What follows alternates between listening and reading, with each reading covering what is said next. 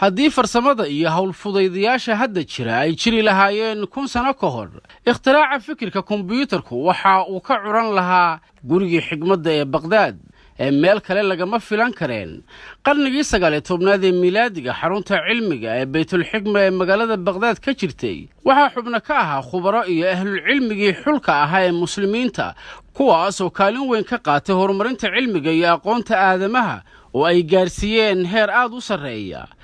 halkan waxaan ku soo bandhigaynaa 5 waxyaabood oo ka mid ah xadaaradaha iyo horumarka asal ahaan ka yimi muslimiinta ee ay reer galbeedku ka faa'iideysteen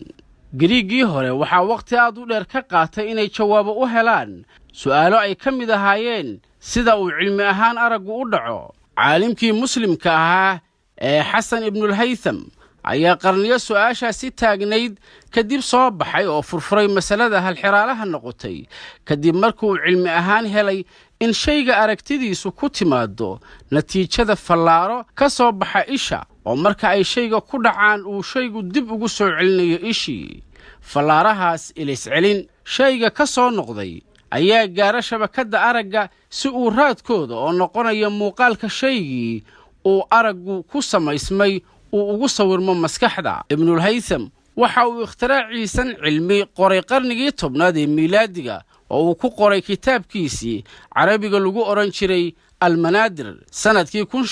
1572 miilaadiga ayaa kitaabkaasi ay khubaradii reer Yurub u tarjumeen luqadda Laatiiniga iyagoo ugu magac daray kaydka aragga cilmiga qoraalka iyo ikhtiraacas ibnul haytham laga soo dhigtay ayaa bilow u noqday soo saarista muraayadii ugu horeysay ee aragga oo soo baxday qarniyadii dhexe ibnul haytham ayaa loo qirsan yahay inuu yahay hormuudkii manhajka cilmiga casriga ee hadda ay dunidu ku caanamaashay waxyaabihii cilmiyadii uu ikhtiraacay laga soo dheegtayna waxa ka mid ahaa noocyada kamaradaha sawirka ee lagu naanayso darkroom cameras cilmiyada kale ee reer Yurub ay ka soo dheegteen ibnul haytham waxa ka mid ahaa cilmigii lagu curiyay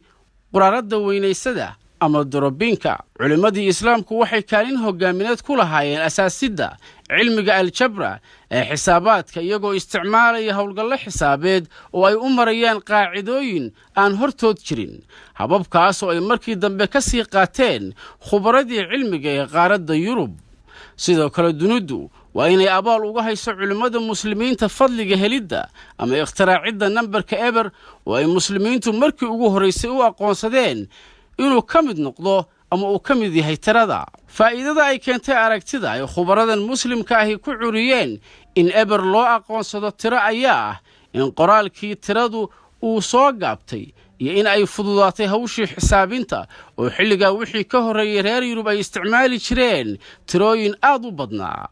tusaale ahaan halka ay khubaradu muslimku ka dhigeen in tirada eber ay ka bilaabato ayna ku joogsato number 9 kadibna 10kaas number ay dib isugu soo noqnoqdaan khubarada reer Yurub iyagu waxay isticmaali jireen tirooyin aad u badnaa oo aan isku soo noqnoqonayn taasoo ay adkayd barashadeeda iyo xisaabinteeda labadaba helidii numberka eber waxa uu ahaa kacaan weyn oo cilmiga xisaabta casriyeeyay raadkiisuna uu soo gaaray Yurub laba qarni kadib markii xisaabtay ay soo baxday ayuu Robert von Chester oo ahaa caalim ku xeeldheeraa cilmiga xisaabta oo u dhashay dalka Ingiriisku waxa uu luqadda Laatiiniga ku tarjumay aragtidan xisaabeed iyo guud ahaan boqoraaladii uu sameeyay caalimkii muslimka ee al-Khwarizmi oo ahaa khabiirkii muslimka ahaa ee iska lahaa curinta xisaabta aljabra xeerka nadaafadda jirka iyo daryeelkiisa waxay dunidu kaga dayatay muslimiinta halka qarniyadii dhexe galbeedka masiixiga ahi ka fogaa nadaafadda marka la eego magaalooyinka dhinaca bari ee muslimka xilliga waxa ka jiray boqolaal musqulood oo la isku nadiifiyo waayo nadaafadda iyo isdaahirintu waxa ay muslimka u ahayd dardaaran diineed markii ugu horeysay 1000 sano ka hor saabuunta la isku nadiifiyo ilaa maanta oo ka samaysan saliid saytuun dambas iyo maadooyin kale waxa laga ikhtiraacay dunida muslimka cisbitaalkii ugu horeeyay ee casri ah oo ay ka howlgalayeen dhakhaatiir iyo kalkaalisooyin lehna xarun tababar waxa laga asaasay magaalada Qaahira sanadku markuu ahaa 872 miilaadiga wuxuu ahaa cisbitaalka Ahmed bin Tulun wuxuuna bixinaya adeeg caafimaad qof kastoo u baahan daryeelidda bukaankuna waxay ahayd siyaasad u degsan dhaqanka muslimka. sanadku markuu ahaa 859kii gabar muslima oo la oran jiray Fatima al-Firhi waxay waddanka Morocco ka asaastay jaamacaddii ugu horeysay ee dunida bixisa shahaadada digriga. walaasheed Maryamna waxay asaastay masaajidkii iyo jaamacaddii loogu magac daray al-Qarawiyin. qarnigii 13aad ayaa injineer muslima kana mid ahaa culimmadii islaamka ee xilligaas oo lagu magacaabi jiray al-Jazri waxa uu ikhtiraacay qalab yar oo soo saaraya biyo gacmaha lagu dhaqdo. qalabkani waxa uu u samaysnaa qaabka shimbir yar oo biyo la dhex dhigay, kadibna biyaha ay ku fadhido inta ay soo nuugto afka ka soo daynaysa liid yar oo biyo ah.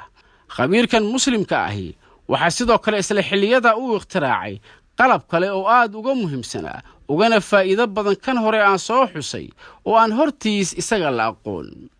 qalabkaas oo sida daynimada hadda la isticmaalo awood u lahaa inuu biyo xaddi badan oo si awood leh u soo boodaya ka soo tuuro ceelka ama goobta kale ee biyuhu ay ku jiraan ee lagu rakibo. qalabkan waxaa loo adeegsaday waraabka